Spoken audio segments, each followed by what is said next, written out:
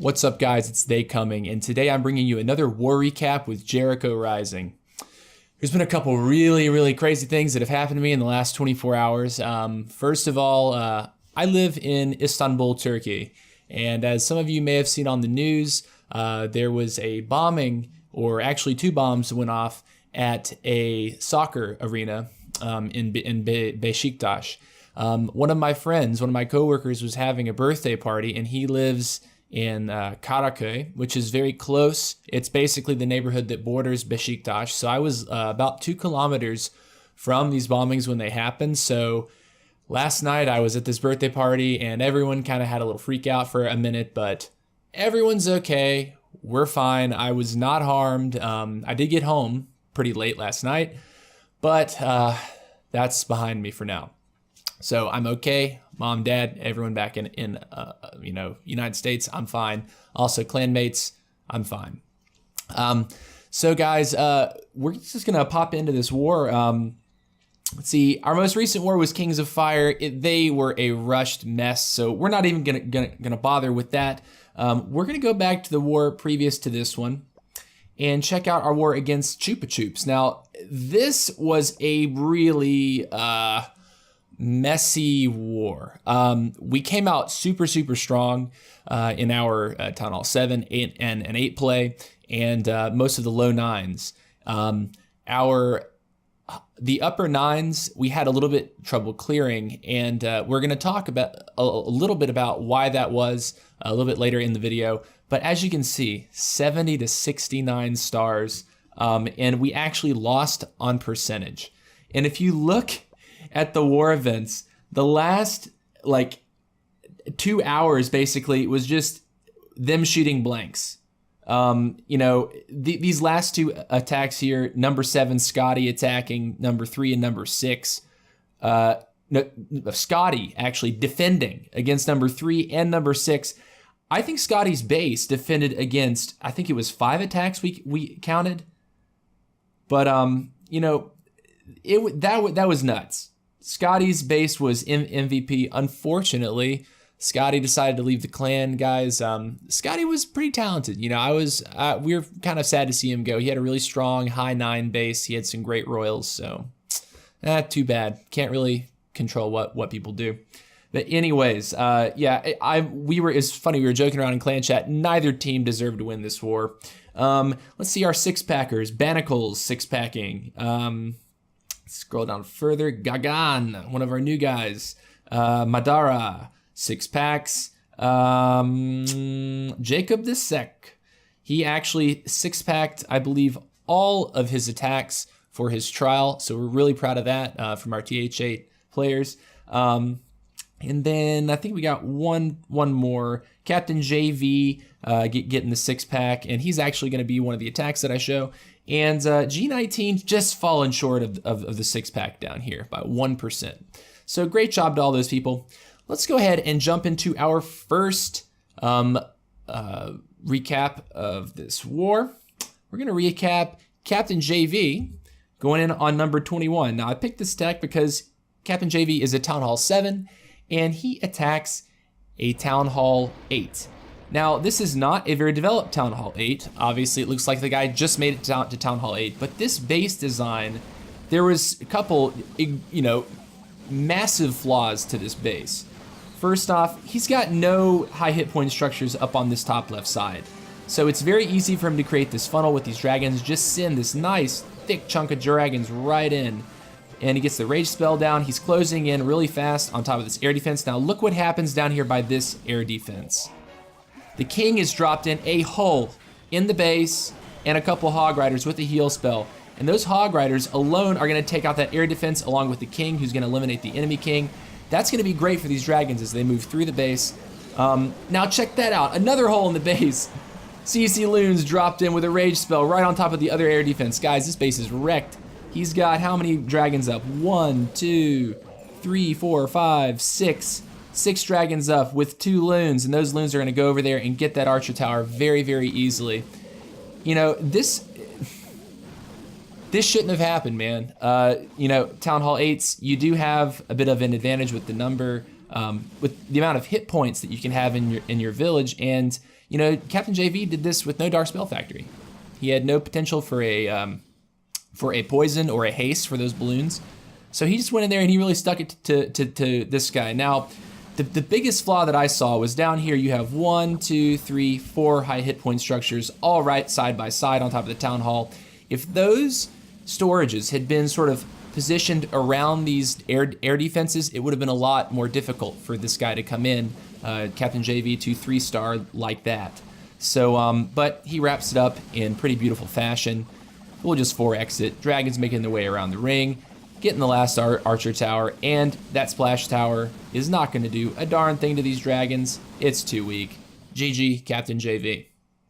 All right, let's move on. Now, we're going to be looking at number 20. And this is going to be, whoops, that's our 20. My bad. This is going to be, where is it? This is going to be, wait, am I tripping right now? Where's KeyV Lee? Okay, number 19, KeyV Lee is going in. Now, this is probably a farming base that you've seen quite a bit.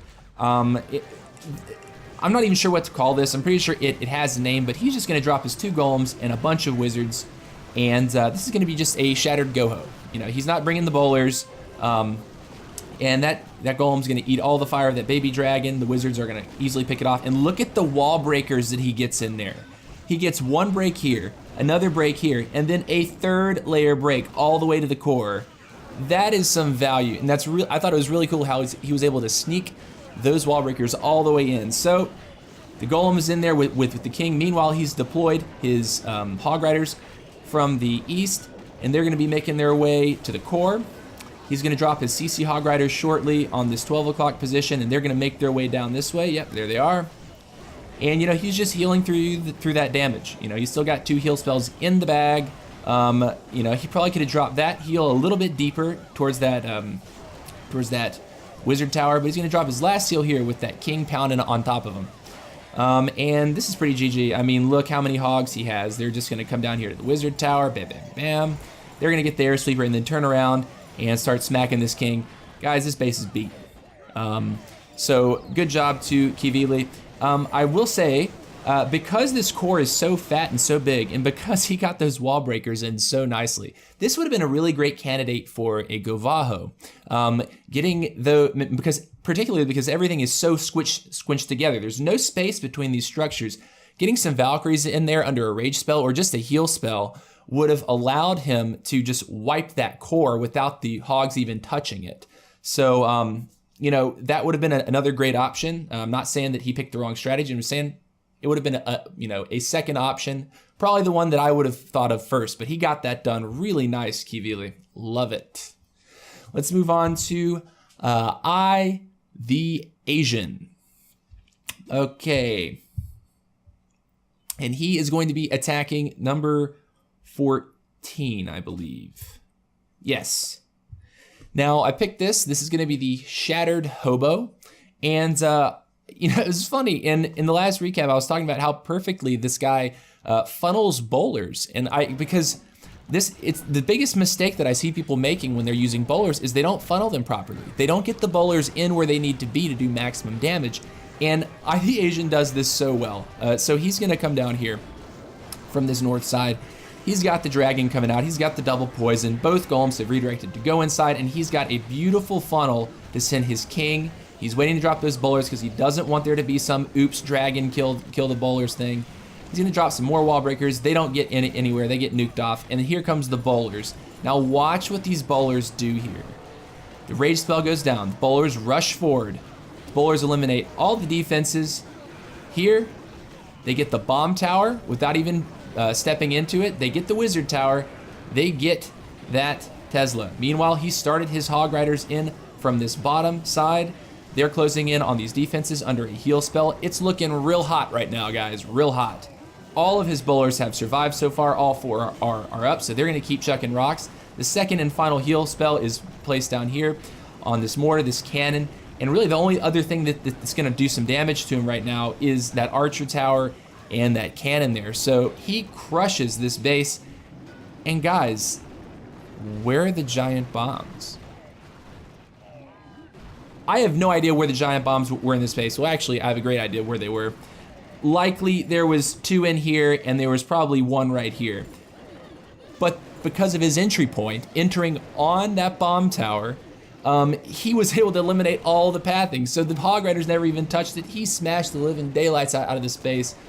Great job, I the Asian. Any UTH8 players out there, you need to be looking at how he's using bowlers, because it's the second time I've looked at one of his Go Hobo hits, and they are money.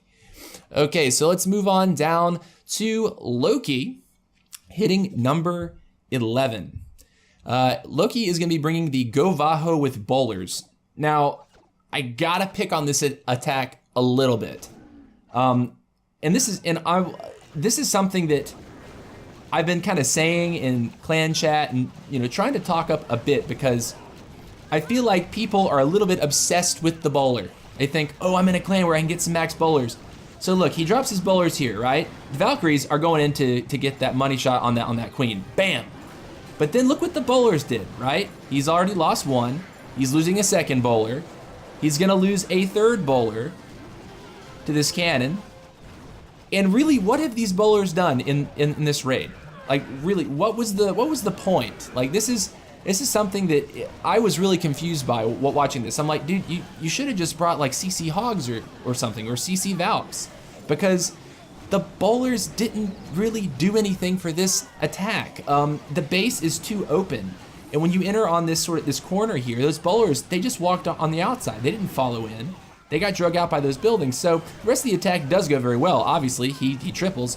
He hits a double giant bomb, but he's got the heal spell on those hogs, and they are fine. He's got a nice, healthy pack of Hog Riders trucking along with a heal spell in the bag, and they're just gonna come down here to this bottom section. Meanwhile, these bowlers, I guess, have been doing their cleanup duty.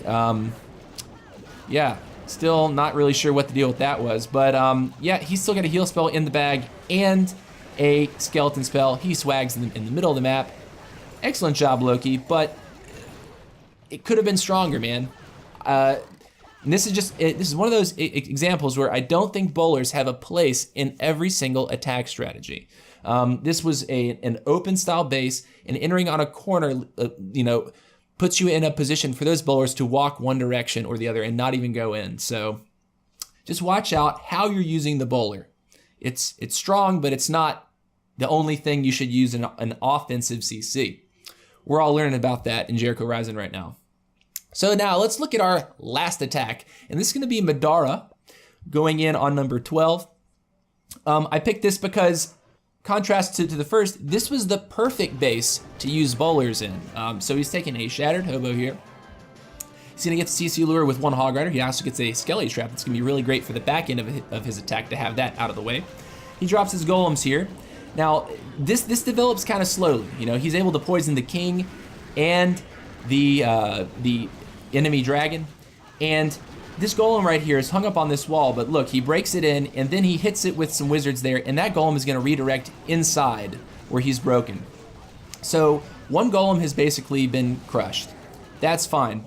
Look at the wide funnel that he has. He's got all his bowlers now walking right in. That golem is tanking perfectly. There's no splash damage to hurt these bowlers, and now they're under rage. And this is going to hurt this base big time. The queen did decide to walk, but in the end, it's not going to be that big of an issue. And now he's got a wizard taking that out. Look at his Hog Riders on the back side. Oh, boom. That was a big bomb hit there. This was a cleanup attack, so I think he anticipated this bomb to be here, but that heal spell was a little bit wasted. Because there were no defenses to sort of lock those hogs in place. Immediately after the bomb hit, they ran out and ran through the other heal spell that was already deployed. So anyways, he's going to make it up to this mortar here, and those hogs are on a nice edge of the ring to start walking down that way. That's looking really pretty. He's got wizards on this bottom side. The king ability is still up. All of the bowlers survived. Beautiful use of the CC bowlers. And that's going to wrap it up, guys. Great 3-star Medora. So, guys, we are having a great time in Jericho Rising. We are winning. We are winning. And we're winning Close wars. I realized our last one was, oh my gosh, it was just a farm war basically. We totally pulverized that clan, but we're winning wars. We're winning wars against clans that are, you know, similarly weighted to us, and we're winning because we're playing smart. And if you want to be part of this team and win wars because you're playing smart, you need to get on that application server, put it in an app, and try to see us. Anyways, guys, I hope you've enjoyed the recap. Take care. See you later.